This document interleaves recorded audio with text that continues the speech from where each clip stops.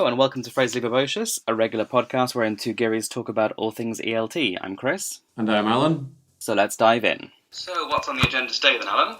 Well, we thought since it's the start of September, we'd talk about first class ideas. So, Chris, how do you normally get your classes started at the start of the year? Well, I usually say hello to them. That's the very first thing.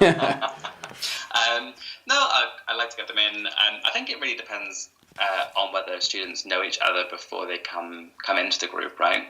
Yeah, there's a big difference between they might all know each other but just not know you. Which I think is always more awkward. Yeah. Because all of you get to know you stuff tend to want to use them getting to know each other as well. But if they do know each other already, it's almost as though you can quite quickly get into doing some more interesting stuff. And even if they all know each other already, that's actually almost potentially a gift as well, because you can get them to introduce themselves to you. So that might be with the little people. A main activity might be some sort of poster thing that can go on the wall as well, where they produce some sentences about themselves or their family or their friends or their interests, whatever it might be, and they sort of decorate it, and it goes up on the wall, and it's quite a nice thing for them to think straight away they produce something that you valued. If they're older, I'm talking about students doing B2, maybe even B1 and upwards, I always like them to do a letter to teacher, which will also always be a response to a letter that I've written to my students. So I sort of will give them, rather than it be spoken, I'll give them a text about me, introducing myself as a model for them to reply to. I find that really useful for getting to know them and their interests for planning classes. Also, looking at their mistakes and stuff, which is helpful for planning writing. But also, I then give it back to them at the end of the school year. Yeah, it's a really good first homework to give them, because then you give it back to them in June and they go, "Whoa, I made all these mistakes." I'm like, "Yeah, but you don't anymore." But you don't anymore, and you can see your progress. And I think that's something that we as teachers can and should be doing more of, is sort of letting students see their progress. Yeah, it's very clear when you do the letter. They do it to themselves after a year. It becomes very obvious. Especially if you're doing like FCE letters, and maybe not so much advanced letters. There's not as many differences, but definitely FCE if they've just come from a pre-first or even a PET level class. So we're talking B1, B2, yeah? B1 or B1 plus. It becomes very obvious if they're coming to the end of B2 by 9 or 10 months later. It's quite good. So if you have say a group of kids and they all do know each other but they don't know you, who introduces who first? Do the students introduce the students, or does teacher have to impress on the 10 little sets of eyes in front of him? Well, I think it's good that they know who you are first of all, and sort of set the scene. But it doesn't need to be the Chris or the Alan or the teacher show, right? Yeah, it has to be. I think the first thing you have to do every year is get them relaxed in front of a new person, especially the smaller they are. When you're say 6'2" with a North Antrim accent, and there's a 5-year-old Spanish kid in front of me. I could spend the first week of class on my knees just to sort of get to their level. Yeah, but also when they're that small as well, it's the getting to know you, I think, can be more organic. Yeah. There doesn't need to be a big song and dance routine. Actually, you can just get straight in with it. Because the thing is, if somebody's been coming to an academy for a couple of years, they've done it all before. Yeah, exactly. And actually getting straight into it can also give it a sense of purpose and drive, and give them the sense that you're going somewhere. Yeah. Even if it's just running stuff like "my name is," so my name's Chris, and then we go around the room. What's your name? We go around the room. I'm 100 years old, which always fascinates little people. You're not. Yes, I am. How old are you? I'm 8 years old, and we sort of do all of that. I've got one brother, and even though it's actually drilling, but it's drilling in the way that they get to know you a little bit, you get to know them a little bit, and it's quite purposeful. Yeah. It's going somewhere. And games. Yeah, if you get stuck into the book the first day, they're not going to like you. but sort of drilling the everyday language that lets them tell you about themselves, and the games to elicit vocabulary and also find out what they actually know can be a really useful way of starting the class. Yeah, starting the year. The sooner you sort of gauge their level, the easier. Well, I don't mean their level because they'll already will be in a level, but you want to find out where they are on that scale individually. Yeah, I think finding out their level is exactly what you mean. Yeah.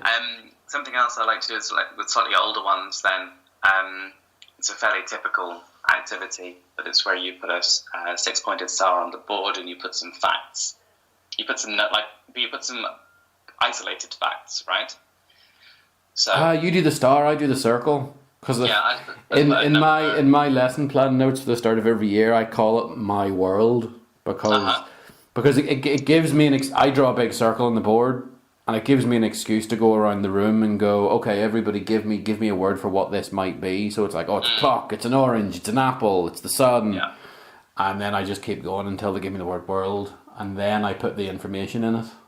Okay, I like that. But yeah, I just chuck out half a dozen, words, numbers, places, whatever, and then they have to ask me, form questions, and they have to ask me, do you have 8 brothers? Yeah. No. Are you 8 years old? No. Until they get to, that's the address I grew up at or whatever. And that's it's quite good for question forming and learning and about me. And again, you can start to gauge what they can and can't do. You can always get a really good laugh when you write in the year you were born, and even up to B2, even up to B2 or C1, you'll always get someone going. They've worked it out in their head and they've worked it out in their own language, but then they go, that's what age you are. And then it's you get that laugh every time, yeah. Yes, I'm thousands of years old. And another thing to do with sort of this as well is it depends on the sort of between sort of the older primary kids is quite nice. Is you're talking about who introduces who. I quite like getting them to introduce each other. Especially when they already know each other, because then they see what they know from the year before, or even if it's just talk about each other's holidays, that kind of thing. Yeah, and then they all present, they all can then present, their friend. My friend's name is, he's got 2 brothers, he's 6 years old. That's actually probably not a very good example. I'll say that again. They can introduce the person sat next to them. My friend's name is, he's X years old, he's got X many brothers and sisters, his hobbies are, etc. You give them a model for that. And that's also something that actually can get written up and chucked on the wall. Yeah. If you have your own classroom. And then again, it shows that you're valuing their work immediately. Yeah. I actually like to put students' work up on the wall during the class. Yeah, because they see it going up, so there's a sense of achievement when it's on the wall, kind of thing. It can be a little bit chaotic towards the end of a class when you've got sort of 8-year-olds all stretching bits of paper at you and you've got your back to them and you're blue tacking and stuff. But I think it tells them that what they've done is worthwhile. Mm-hmm. I think one way, especially when the students know each other but they don't know you, is in groups, especially bigger groups when they're slightly younger. But it works right up to C2 level is when you get them in groups, they ask you questions. The adults are generally quite shy about asking you questions, but the teenagers don't hold back. So I normally go, it's like groups 3, 5 questions, ask the teacher to get to know me kind of thing. Can be quite funny at times. But what I do before that, it depends on the class, sometimes before, sometimes after, is I have like a little generic PowerPoint presentation on myself. So it goes up on screen going, okay, this is Ireland, this is where I'm from, this is, everybody wants to see the dogs. Yeah, and then they're all quite surprised that, especially in Asturias, where I'm sitting cooking cachopo or chipperones and stuff. So it just adds personality to a classroom more than anything. So it's another way that I'll do what you call my world, or I just call the star, is that actually I'll just put up half a dozen images. Yeah. We can describe them, I can elicit adjectives, I can elicit nouns, and then I can then sort of reveal that they have something to do with me. and see if they can figure these things out. Mm-hmm. Sometimes I might include a map, or I might include pictures of people, I might include pictures of places I've lived or travelled. Yeah. Yeah, because I would normally have, like, say, my wildlife photography and bears and stuff and all as well.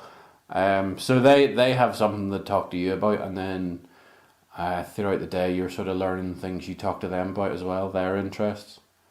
Yeah, and I think, as you say, that it's interest, but it's also there's something to talk about, and then whereas you're a human being. I mean, I quite like, as the year goes on, obviously they learn more about you, and you can have conversations with them.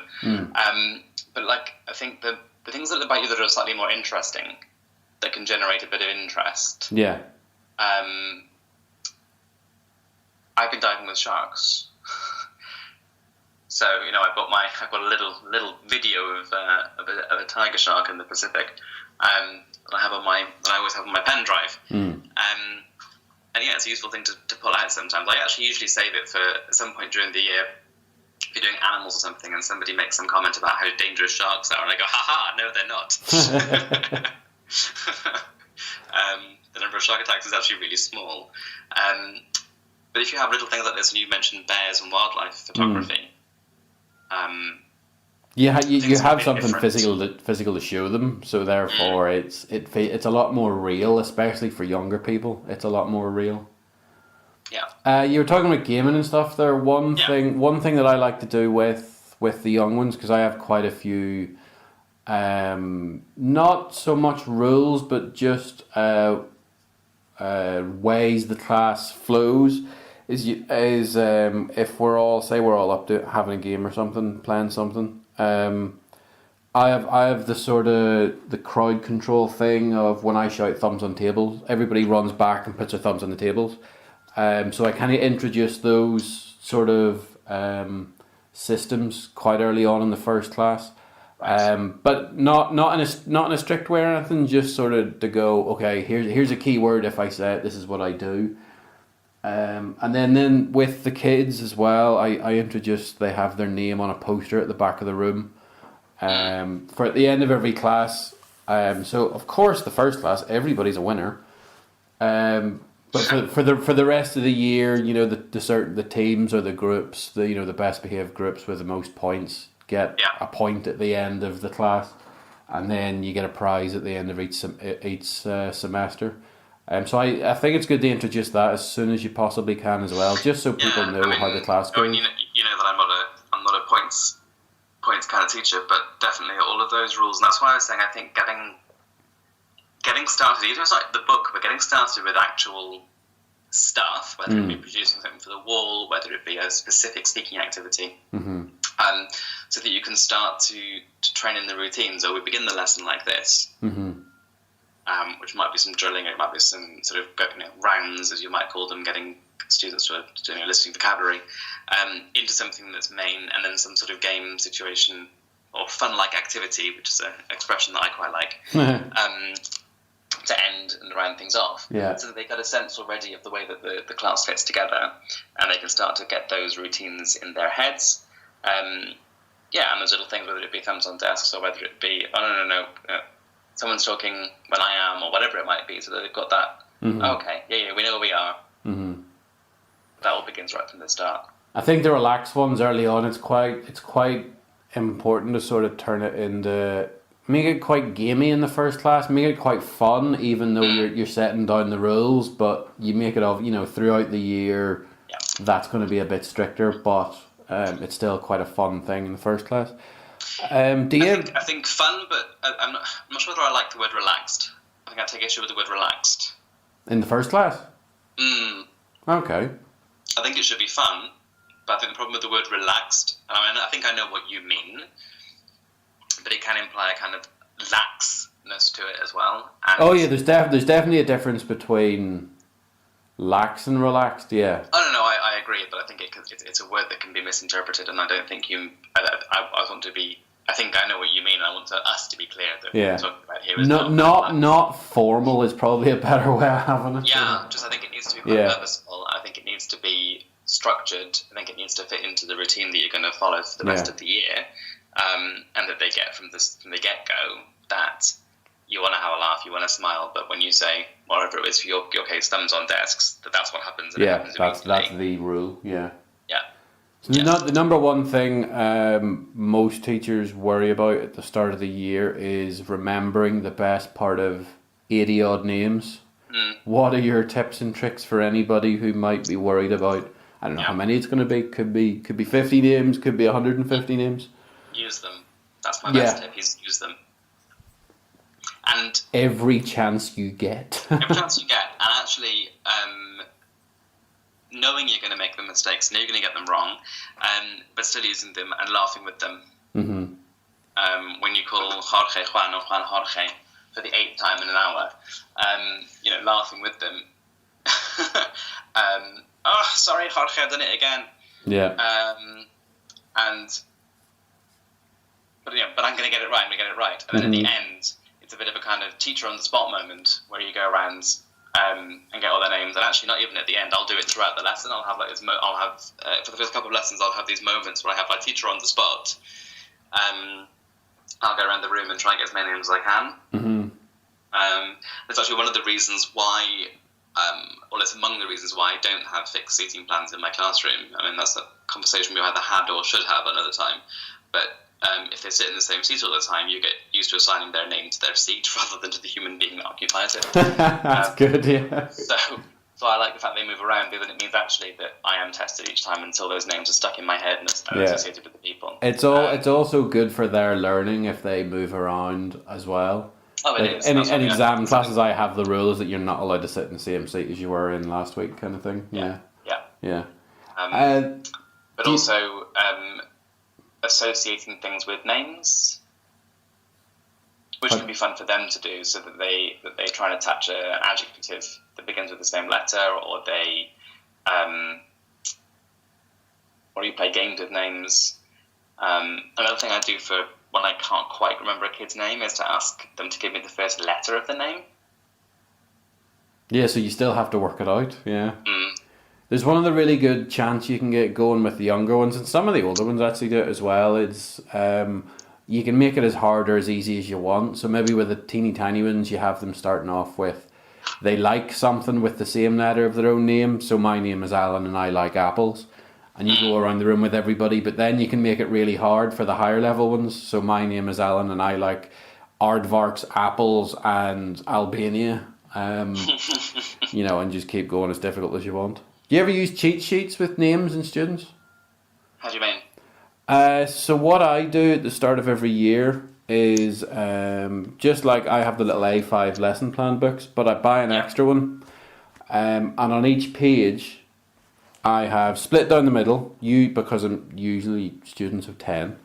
So 5 down one side, 5 down the other side. And then, now I do this because I know I don't lose things. And when I'm teaching, what's the British word for it? I know the way the Americans call them cargo pants? You know the kind of trousers I mean? Yeah. Is there a British word for that? Don't know. Well, basically when I'm teaching, I normally wear cargo pants with big pockets. Yeah, so this little booklet always stays in my right pocket, that's the rule. But I find it quite easy, especially at the start of the year, to sort of make notes on like what students' likes and dislikes and stuff.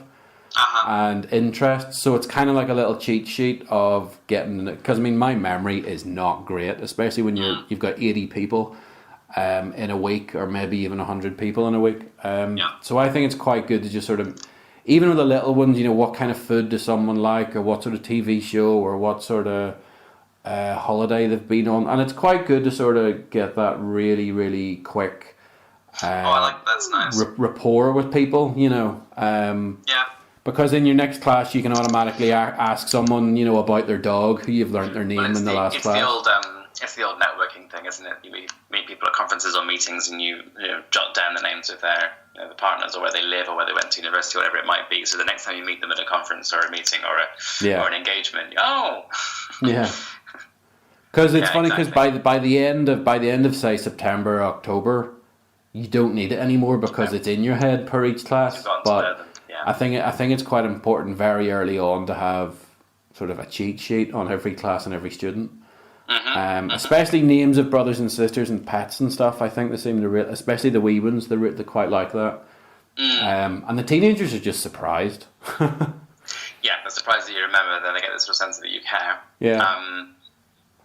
I think what's quite nice as well is when the kids, the little kids especially, if they've got pets and brothers and stuff, is part of. I mean, I do it because I don't remember.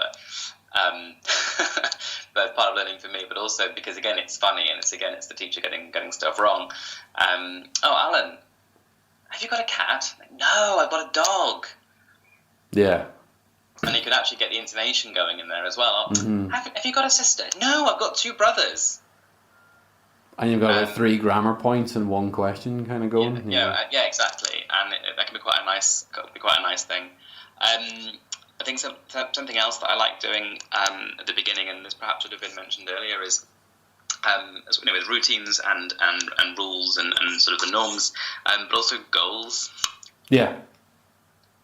Especially the difference between exam classes and non-exam classes, because some of them will want to know, well, why are we here, and some of them are here saying, I need to see one. Yeah. But even those that arrive saying, I need to see one, you just said that I need to see one. Okay, right. Well, how are we going to get there? What are our goals? What do we need to achieve? I think setting goals with them and setting those goals as being obtainable. Attainable, all the smart goal setting theory, but also sort of way markers, waypoints. Yeah.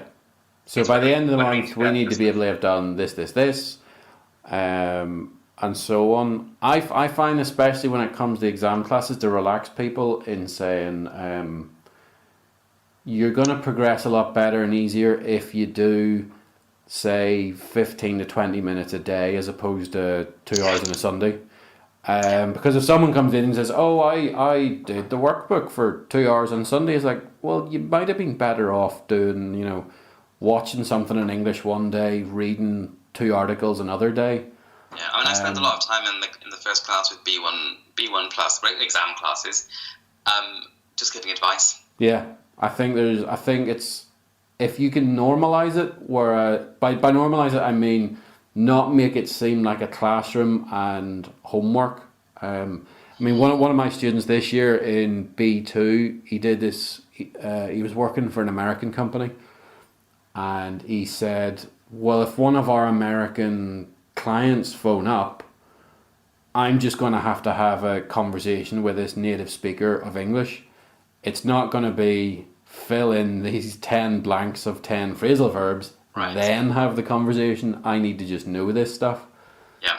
And it is more difficult because he's on the phone as opposed to face to face. So I kind of get people I kind of relax them in it, where it's like, you're probably better off doing little bit every day, but make it, if it's native and if you're testing all the skills in some way. If you want to bring me work to mark, fine, I will do it, not a problem. But I do question them on it every week just to make sure they are still doing something. For example, like TED Talks is fantastic to give to students, or I know I had an FCE class 2 years ago where there was a football tournament was on. Shows how little I know about football. Was it the World Cup? Something like that? And I was like, just turn the commentary on the English.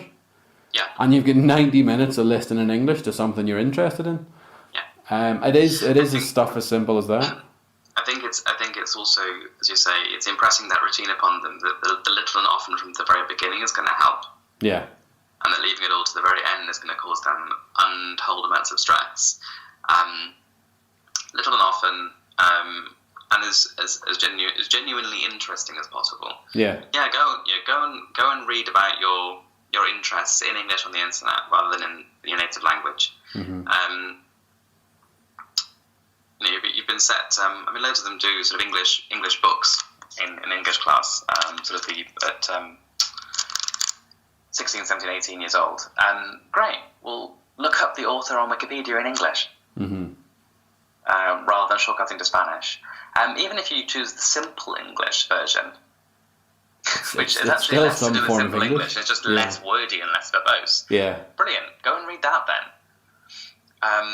So you can learn you can learn the background or whatever it is you have to do, but do it in English so that you're combining two things at once. And trying to point out to them that, I went from nothing to B2 in 3 years in Spanish, but that's because I live in a place where if you don't speak Spanish, you don't eat. They haven't got that opportunity to use English every single day, so they need to substitute it. I think that's actually one of the most important things as well, especially when you have an exam class coming in, is it's so much easier if they know that you're doing the same thing and you're having the same problems. It's easier for us. We live in Spain, therefore we need, if I want to buy my peppers, I have to be able to speak Spanish to buy said peppers in said supermarket.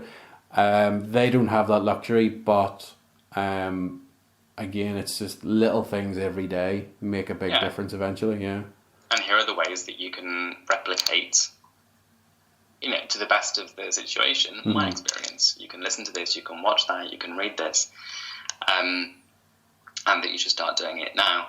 And I think as well, any kind of habits you have, any kind of routines for recording vocabulary, phrasal verbs, organising the notebook for an exam class, taking 5-10 minutes out of of that first class to just sit with them with their notebook.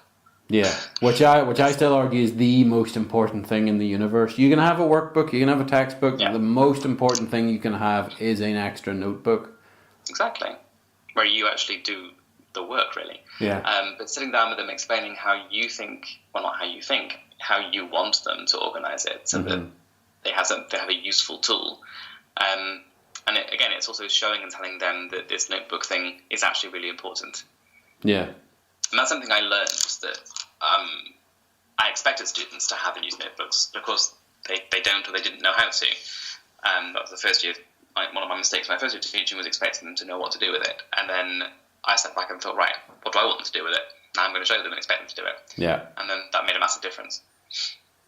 One of the last things that's probably worth talking about, because especially in exam class and stuff, it relaxes people more. Generally in the first class, they get the book, or maybe they've already been handed the book before they come into your class. The class book, that is. Yeah.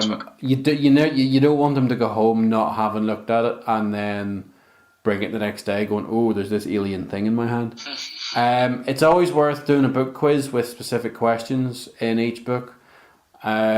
Even just for the little kids, just to get them flicking through the book and sort of just seeing, what's in it. Maybe there's characters in it you want to get them familiar with. Or with the really high levels, I like doing book quizzes with really weird and awkward questions, mainly for a bit of crack, but it's still getting them just flicking through the book.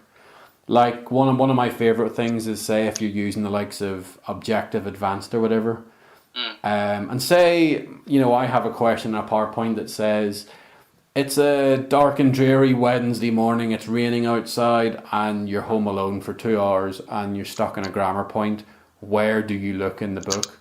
The answer is obviously the grammar section when you're not in class, but you'd be surprised how many, adult advanced students don't think of that. Don't even think of that. Yeah, exactly. It's just drawing their attention as well to what's in these books, in the objective books. Yeah, like here's the CD, here's the audio transcripts, but you do it in a fun way and you make it funny, and these symbols mean this. So if you see this, it's telling you there's more information somewhere for you. Yeah.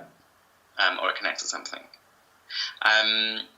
So I think good luck to you and to our listeners on their first classes. If anyone's got their own first lesson tips that they want to tweet to us and share with the other listeners, that would be great. Yeah, I'd be very interested to see how. I usually find these lessons are quite fun. I really enjoy first class lessons. You have that sort of nerves every year. It doesn't matter how many years you've been doing it, you're still nervous, but it's a good nervous. I think if you didn't get nervous, you shouldn't be doing it. It's that good nervous, and then you go, they're human just like me. That's fine. It shows we care. Yeah, they're just as afraid of you as you're afraid of them. They're not spiders, Alan. Right, well, thank you very much for listening to this bonus episode. Good luck at the beginning of the new term and the new academic year with your classes. And we'll be back with you in a few weeks with our regular new season 2. Yeah, thank you very much, and enjoy the school year ahead. Thank you for listening to another episode of Phrasally Verbocious. If you'd like to get in touch, you can tweet us At Phrasally on Twitter. You can email us phrasallyverbocious@gmail.com. You can check out our show notes online at phrasallyverbociouspodcast.blogspot.com. And please like, review and comment us on your podcast subscription service of choice. Goodbye. Goodbye.